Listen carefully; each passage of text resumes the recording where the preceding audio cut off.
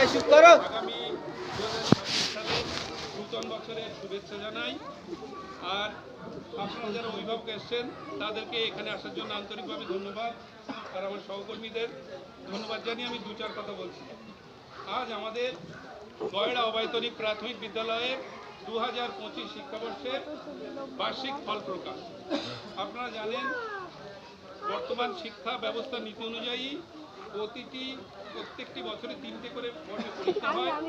এবার সেই আগেকার এই লাস্ট পরীক্ষার শেষে আমরা সামগ্রিকভাবে তার আজকে তার ফল প্রকাশ এই বাকি। ছাত্রছাত্রী তোমাদের বলছি, প্রতিটা ক্লাসে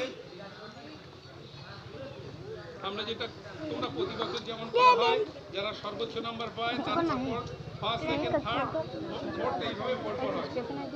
যারা পরীক্ষায় সারা বছর ভালো করে পড়াশুনো করেছো বা যারা করনি, তোমাদের সবার উদ্দেশ্যেই বলছি, যারা আজকে প্রথম দিকে রয়েছে, যারা প্রাইজ পাবে তাদের যেমন আনন্দ লাগবে, মন খুব ভালো লাগবে। যারা পাওনি তাদেরকেও চেষ্টা করতে হবে, এবছর হয়নি আগামী বছর যাতে তোমরা ভালো করে পড়াশুনো করে কত ভালো নাম্বার করে প্রাইজ পাও, সেই চেষ্টা কিন্তু তোমাদের মধ্যে রাখতে হবে। তার জীবন সুন্দর করার জন্য দরকার হচ্ছে পড়াশুনো। পড়াশুনো যে করে তার জীবন সুন্দর হয়। পড়াশুনো শিখে যে আমি চাকরি করব, পয়সা হবে, এই জন্য কিন্তু পড়াশুনো শেখে না। পড়াশুনো শেখে এই জন্যেই, পড়াশুনো শিখলে মানুষ ভালো মন্দের খারাপ বুঝতে পারে, অপরকে সম্মান করে। সবচেয়ে বড় কথা, পড়াশোনা শেখার আসল উদ্দেশ্য হচ্ছে আমাদেরকে পরবর্তী জীবনে একজন ভালো মানুষ হতে হবে। আর একজন ভালো মানুষ হতে গেলে আমাদেরকে সবার আগে দরকার যেটা পড়াশুনো, সেই পড়াশুনোটা আশা করি সবাই ভালো করে শিখবে। পড়াশুনো ভালো মানুষ হতে গেলে কয়েকটা গুণের কথা বলি।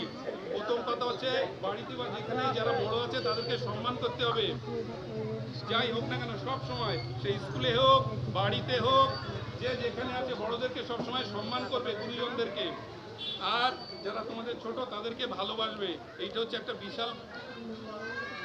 তো যাই হোক, আগামীতে তোমরা ভালো করে পড়াশোনা করবে এই আশা রেখে, আর বিশেষ করে ক্লাস 4 তোমাদের উদ্দেশ্যে কয়েকটা কথা বলছি। তোমরা এবার পাস করে হাই স্কুলে যাচ্ছ, তো হাই স্কুলে গিয়েও তোমরা আশা করি ভালো করে পড়াশোনা করবে।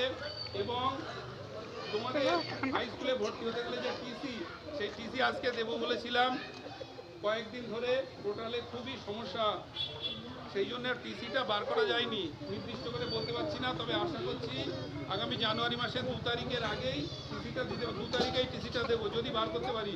কারণ হাতে লেখা না, এখন পোর্টাল থেকে বার করতে হয়। হ্যাঁ, আগামী 4 দিন ধরে খুবই চেষ্টা করছি রাত্রিবেলা, কিন্তু পোর্টাল কোনোভাবেই খুলছে না, টিসি আমি জেনারেট করতে পারিনি। তোমাদের 2 তারিখে দেবো। আর যারা তোমরা বই জমা দাওনি, পুরনো বই, তোমরা জানুয়ারি মাসের 2 তারিখে তোমাদের নতুন শিক্ষাবর্ষের ক্লাস শুরু হবে। যারা বই জমা দেওনি প্রতিটা ক্লাসে সেদিন পুরনো বই জমা দেবে, আর নতুন বইটা কিন্তু সেদিন নেবে, ঠিক আছে? আর ক্লাস 4 তোমাদেরও পুরনো বই সেদিন 2 তারিখে জমা দেবে, আর টিসিটা নিয়ে যাবে যদি বার করতে পারি। আশা করছি পারবো। খুবই সমস্যার মধ্যে আছে ওই বিষয়টা নিয়ে, কারণ হাই স্কুলে 2 তারিখ থেকে ভর্তি শুরু। টিসি না হলে কিন্তু তোমরা ভর্তি হতে পারবে না। যাই হোক, এই একটা বিষয় বলার ছিল।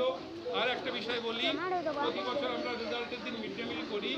এবছর একটা সমস্যার কারণে করতে পারিনি, প্রচণ্ড চাপের ভিতরে, সত্যি বলতে কি। যাই হোক, অনেক গার্জিয়ান বলেছেন এটা আপনারা ঠিকই বলেছেন, এটা আমার ভুল হয়েছে, আমি ভুল স্বীকার করছি। আগামীতে যাতে না হয় সেই দিকটা দেখব, ঠিক আছে? আপনি বুঝতে পেরেছেন?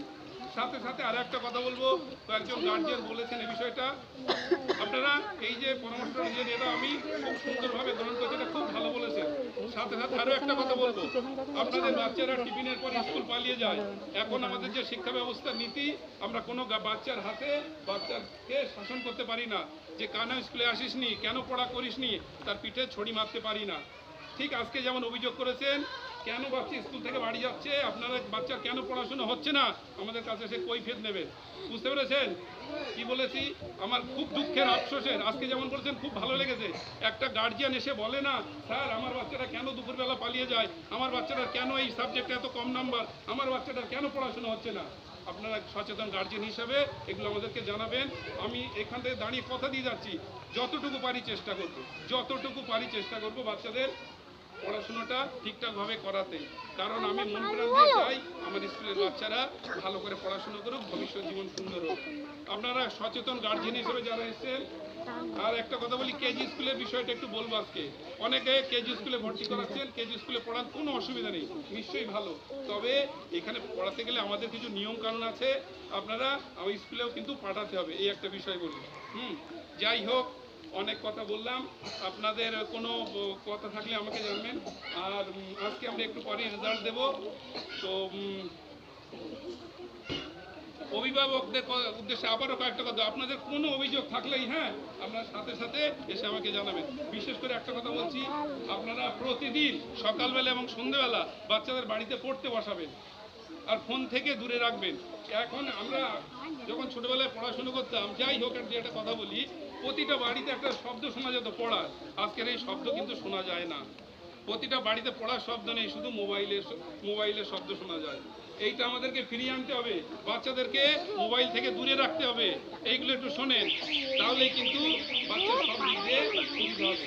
আর আবার একবার অনুরোধ করছি, বাচ্চাদেরকে প্রতিদিন সকালবেলা সন্ধ্যেবেলা একটু পড়তে বসা, ঠিক আছে? এটুকু করবেন। তো যাই হোক, এই বলে সবাইকে ধন্যবাদ জানিয়ে আমি আপনাদের এই